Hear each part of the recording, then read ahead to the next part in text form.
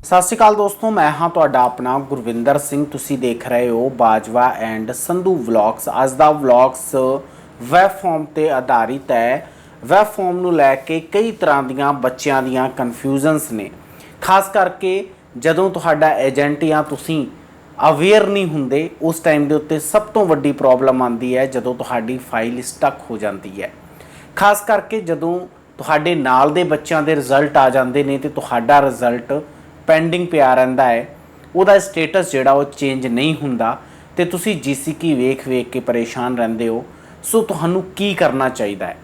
एंबैसी दे नाल web form के through जदों तुसी कम्यूनीकेशन करते हो तो तुहाडी प्रोफाइल ते उस ते की इंपैक्ट पैंदे ने। सो जो ज़्यादातर कॉल्स मैनू आंदियां ने वैब फॉर्म नूं लैके उन्हां दे विच कुछ कॉमन क्वेश्चनस भी ने। उन्हां कॉमन क्वेश्चनस के उत्ते जिहड़ी है वो अज दी वीडियो होने वाली है, जिस दे विच पहला सब तो कॉमन क्वेश्चन है वो है कि जेकर वैब फॉर्म असी रेज करते हैं तो साडी प्रोफाइल ते की इहदा कोई नैगेटिव असर पवेगा जां नहीं।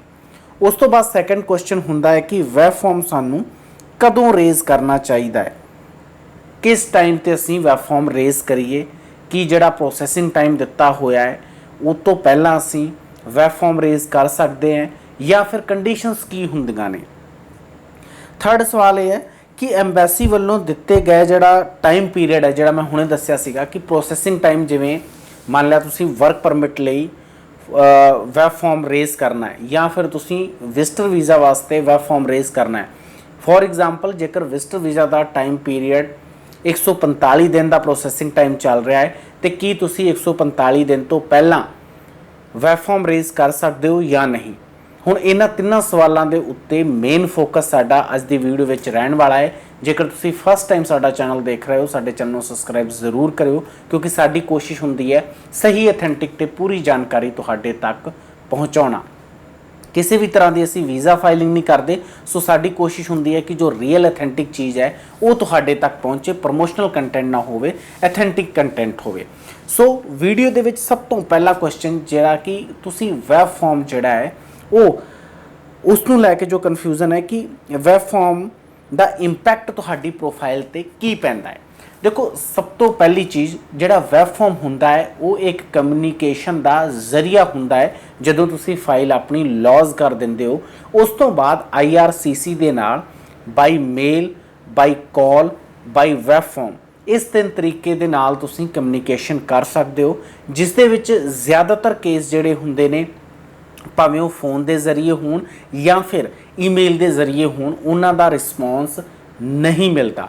या फिर कह सकते हैं कि जेकर सैकड़े दे विचों 2-4 नूं मिल गया तो लगभग ना दे बराबर हुंदा है। बट वैब फॉर्म एक वो जरिया है जिस दे थ्रू तुसीं एंबैसी तक अप्रोच कर सकते हो, अपना कम्यूनीकेशन जिहड़ा एंबैसी दे नाल सीधा राबता जिहड़ा वो बना सकते हो।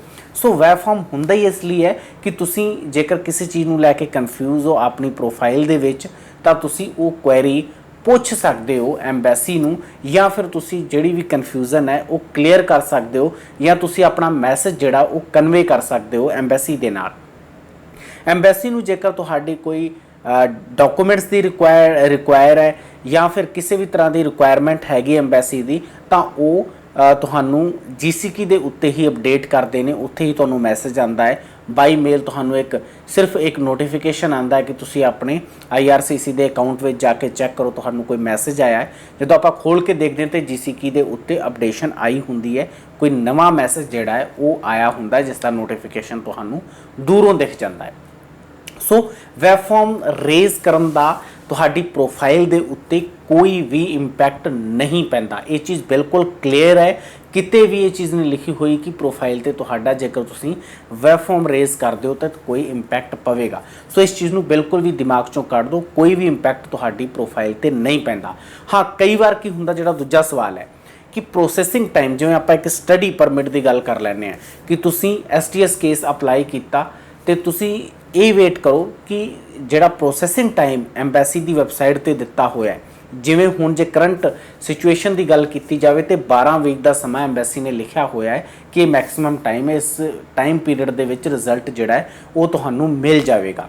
सो जेकर इस टाइम पीरियड तो वध समा लगता है तो तुसीं ਵੈਬ ਫਾਰਮ ਰੇਜ਼ ਕਰਕੇ ਆਪਣੀ ਕੁਐਰੀ ਜਿਹੜੀ ਹੈ, ਆਪਣਾ ਜਿਹੜਾ ਸਵਾਲ ਹੈ ਉਹ ਰੇਜ਼ ਕਰ ਸਕਦੇ ਹੋ, ਉਹਨਾਂ ਦੇ ਅੱਗੇ ਚੱਕ ਸਕਦੇ ਹੋ ਕਿ ਜੀ ਸਾਡੀ ਇਹ ਕੁਐਰੀ ਹੈ, ਸਾਡਾ ਆਖਿਰ ਹੁਣ ਤੱਕ ਰਿਜ਼ਲਟ ਕਿਉਂ ਨਹੀਂ ਆਇਆ, ਜਾਂ ਕਿਸੇ ਚੀਜ਼ ਨੂੰ ਵੀ ਲੈ ਕੇ ਤੁਹਾਨੂੰ ਕੋਈ ਕਨਫਿਊਜ਼ਨ ਹੈ ਤਾਂ ਤੁਸੀਂ ਐਮਬੈਸੀ ਦੇ ਨਾਲ ਵੈਬ ਫਾਰਮ ਦੇ ਥਰੂ ਰਾਬਤਾ ਕਰ ਸਕਦੇ ਹੋ।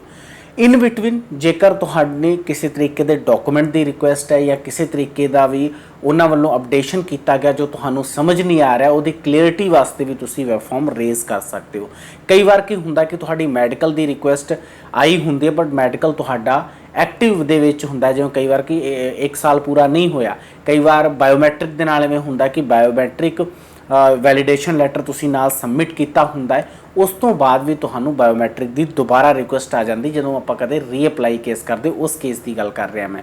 ਤੇ ਦੁਬਾਰਾ ਉਹ ਪੇਮੈਂਟ ਦੀ ਗੱਲ ਕਰਦੇ ਨੇ ਜਾਂ ਦੁਬਾਰਾ ਬਾਇਓਮੈਟ੍ਰਿਕ ਦੀ ਗੱਲ ਕਰਦੇ ਨੇ, ਤੇ ਉਸ ਕੇਸ ਦੇ ਵਿੱਚ ਆਪਾਂ ਵੈਬ ਫਾਰਮ ਦੇ ਥਰੂ ਆਪਣੀ ਜਿਹੜੀ ਡਾਕੂਮੈਂਟਸ ਹੈ ਉਹਨੂੰ ਅਪਡੇਟ ਕਰ ਸਕਦੇ ਹਾਂ, ਜਾਂ ਫਿਰ ਆਪਾਂ ਆਪਣਾ ਕਮਿਊਨੀਕੇਸ਼ਨ ਜਿਹੜਾ ਉਹ ਐਮਬੈਸੀ ਨਾਲ ਬਣਾ ਸਕਦੇ ਹਾਂ। ਸੋ ਇਸ ਦਾ ਕਦੇ ਵੀ ਕੋਈ ਨੈਗੇਟਿਵ ਇੰਪੈਕਟ ਨਹੀਂ ਹੁੰਦਾ। ਹੁਣ ਜਿਹੜਾ ਥਰਡ ਇਹ ਸੀਗਾ ਕਿ ਪ੍ਰੋਸੈਸਿੰਗ ਟਾਈਮ ਤੋਂ ਪਹਿਲਾਂ ਵੀ ਤੁਸੀਂ ਕਾਲਜ ਨੂੰ ਵੈਬ ਫਾਰਮ ਰੇਜ਼ ਕਰ ਸਕਦੇ ਹੋ, ਐਮਬੈਸੀ ਨੂੰ ਵੈਬ ਫਾਰਮ ਰੇਜ਼ ਕਰ ਸਕਦੇ ਹੋ, ਤੇ ਇਹਦੇ ਵਿੱਚ ਦੇਖੋ ਕੋਈ ਗਲਤ ਨਹੀਂ ਹੋਵੇਗਾ। ਬਟ ਹਾਂ, ਜੇ ਤੁਸੀਂ ਪ੍ਰੋਸੈਸਿੰਗ ਟਾਈਮ ਨੂੰ ਲੈ ਕੇ ਹੀ ਤੁਹਾਡੀ ਕੁਐਰੀ ਹੈ ਕਿ ਤੁਹਾਡੀ ਪ੍ਰੋਫਾਈਲ ਦੇ ਉੱਤੇ ਡਿਸੀਜਨ ਹਾਲੇ ਤੱਕ ਨਹੀਂ ਆਇਆ, ਤੇ ਜੇਕਰ ਤੁਹਾਡੇ ਜਿਹੜਾ 12 ਵੀਕ ਦਾ ਸਮਾਂ ਦਿੱਤਾ ਹੋਇਆ ਕਰੀਬ 84 ਡੇਜ਼ ਕੰਪਲੀਟ ਹੋ ਗਏ ਨੇ, ਤਾਂ ਫਿਰ ਹੋ ਸਕਦਾ ਹੈ ਕਿ ਤੁਹਾਨੂੰ ਜੇ ਨਹੀਂ ਹੋਏ ਤਾਂ ਫਿਰ ਤੁਹਾਨੂੰ ਵੇਟ ਕਰਨੀ ਚਾਹੀਦੀ ਹੈ, ਫਿਰ ਤੁਹਾਨੂੰ ਵੈਬ ਫਾਰਮ ਰੇਜ਼ ਨਹੀਂ ਕਰਨਾ ਚਾਹੀਦਾ। ਇਹ ਮੇਰਾ ਪਰਸਨਲ ਵਿਊ ਹੈ। ਹਾਲਾਂਕਿ ਕਈ ਇਸ ਨੂੰ ਇਹ ਵੀ ਕਹਿਣਗੇ ਕਿ ਜੇ ਅਸੀਂ ਪਹਿਲਾਂ ਕਰ ਦਿੱਤਾ ਸਾਡੇ ਤੇ ਕੋਈ ਇੰਪੈਕਟ ਨਹੀਂ ਪਿਆ। ਦੇਖੋ ਪ੍ਰੋਫਾਈਲ ਤੇ ਇੰਪੈਕਟ ਤੇ ਨਹੀਂ ਇਸ ਚੀਜ਼ ਦਾ ਪਵੇਗਾ, ਪਰ ਉਹਦਾ ਤੁਹਾਨੂੰ ਕੋਈ ਬੈਨੀਫਿਟ ਹੋਵੇ ਇਹ ਮੈਨੂੰ ਨਹੀਂ ਲੱਗਦਾ ਕੋਈ ਖਾਸ ਹੈ। ਉਸ ਤੋਂ ਬਾਅਦ ਹੁਣ ਕਈਆਂ ਨੇ ਇਹ ਵੀ ਕਹਿਣਾ ਕਿ ਜੀ ਜੇਕਰ ਅਸੀਂ 6 ਮਹੀਨੇ ਤੋਂ ਵੇਟ ਕਰ ਰਹੇ ਹਾਂ, 1 ਸਾਲ ਤੋਂ ਵੇਟ ਕਰ ਰਹੇ ਹਾਂ, ਸਾਡੀ ਫਾਈਲ ਦੇ ਉੱਤੇ ਕੰਮ ਨਹੀਂ ਹੋ ਰਿਹਾ, ਜਾਂ ਸਾਡੀ ਪ੍ਰੋਫਾਈਲ ਹਾਲੇ ਵੀ ਅੰਡਰ ਪ੍ਰੋਸੈਸ ਹੀ ਚੱਲੀ ਆ ਰਹੀ ਹੈ, ਕੁਝ ਅਪਡੇਟ ਨਹੀਂ ਹੋ ਰਿਹਾ, ਸੋ ਕੀ ਸਾਨੂੰ ਵੈਬ ਫਾਰਮ ਰੇਜ਼ ਕਰਨਾ ਚਾਹੀਦਾ ਹੈ ਤੇ ਕਿੰਨੇ ਵੈਬ ਫਾਰਮ ਅਸੀਂ ਮੈਕਸਿਮਮ ਰੇਜ਼ ਕਰ ਸਕਦੇ ਹਾਂ।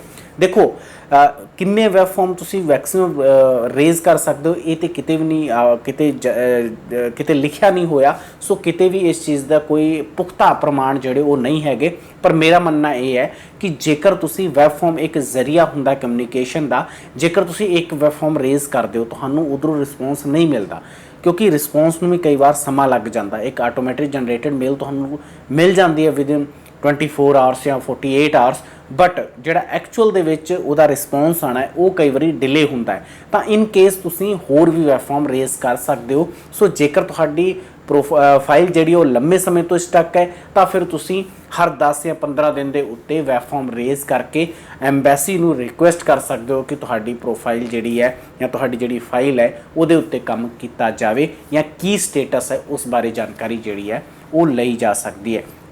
ਸੋ ਵੈਬ ਫਾਰਮ ਨੂੰ ਲੈ ਕੇ ਜੋ ਹੁਣ ਤੱਕ ਮੇਰੇ ਤੱਕ ਕੁਐਰੀਜ਼ ਆਈਆਂ, ਮੇਰੀ ਕੋਸ਼ਿਸ਼ ਸੀਗੀ ਕਿ ਇਸ ਵੀਡੀਓ ਦੇ ਵਿੱਚ ਘੱਟ ਤੋਂ ਘੱਟ ਉਹ ਕਨਫਿਊਜ਼ਨਸ ਦੂਰ ਕੀਤੀਆਂ ਜਾਣ, ਕਿਉਂਕਿ ਜਦੋਂ ਏਜੰਟ ਕੋਲ ਬੱਚਾ ਜਾਂਦਾ ਹੈ ਤੇ ਏਜੰਟ ਉਹਨੂੰ ਗਾਈਡ ਕਰਨ ਦੀ ਬਜਾਏ ਕਹਿ ਦਿੰਦਾ ਯਾਰ ਥੋੜਾ ਵੇਟ ਕਰ ਲਓ, ਉਹ ਨਹੀਂ ਕੰਮ ਕਰਨਾ ਚਾਹੁੰਦਾ। ਤੇ ਫਿਰ ਕਈ ਵਾਰ ਜਦੋਂ ਬੱਚਾ ਕਹਿੰਦਾ ਕਿ ਨਹੀਂ ਸਰ ਤੁਸੀਂ ਵੈਬ ਫਾਰਮ ਰੇਜ਼ ਕਰੋ, ਮੈਂ ਕਹਿ ਰਿਹਾ, ਫਿਰ ਉਹ ਕਹਿੰਦੇ ਤੁਸੀਂ ਜਾ ਕੇ ਕਰ ਲਓ, ਹੈ ਨਾ। ਫਿਰ ਉਸ ਕੇਸ ਦੇ ਵਿੱਚ ਕੀ ਹੈ ਕਿ ਬੱਚਾ ਕਨਫਿਊਜ਼ ਹੋ ਜਾਂਦਾ ਕਿ ਕੀ ਇਹਦਾ ਕੋਈ ਪ੍ਰੋਫਾਈਲ ਦੇ ਉੱਤੇ ਨੈਗੇਟਿਵ ਅਸਰ ਤੇ ਨਹੀਂ ਪੈਂਦਾ, ਜਾਂ ਰਿਜ਼ਲਟ ਦੇ ਉੱਤੇ ਦਾ ਕੀ ਇੰਪੈਕਟ ਪਵੇਗਾ। ਸੋ ਉਹਨਾਂ ਵਾਸਤੇ ਇਹ ਕਲੀਅਰ ਕਰਨਾ ਬਹੁਤ ਜ਼ਰੂਰੀ ਸੀਗਾ। ਬਹੁਤ ਸਾਰੇ ਬੱਚਿਆਂ ਦੀਆਂ ਕੁਐਰੀਜ਼ ਸੀਗੀਆਂ। ਸੋ ਵੈਬ ਫਾਰਮ ਨੂੰ ਲੈ ਕੇ ਜਿੰਨੀਆਂ ਵੀ ਤੁਹਾਡੀਆਂ ਕਨਫਿਊਜ਼ਨਸ ਨੇ, ਉਮੀਦ ਕਰਦਾ ਹੈ ਤੁਹਾਡੀਆਂ ਕਨਫਿਊਜ਼ਨ ਜਿਹੜੀਆਂ ਉਹ ਦੂਰ ਜ਼ਰੂਰ ਹੋਈਆਂ ਹੋਣਗੀਆਂ। ਜੇਕਰ ਫਿਰ ਵੀ ਕਿਸੇ ਤਰ੍ਹਾਂ ਦੀ ਕਨਫਿਊਜ਼ਨ ਤੁਹਾਡੀ ਹੈਗੀ ਹੈ ਤਾਂ ਤੁਸੀਂ WhatsApp ਦੇ ਉੱਤੇ ਮੈਸੇਜ ਕਰੋ, अपॉइंटमेंट बुक करो, तो एज पर अपॉइंटमेंट तुहानू कॉल बैक आएगी।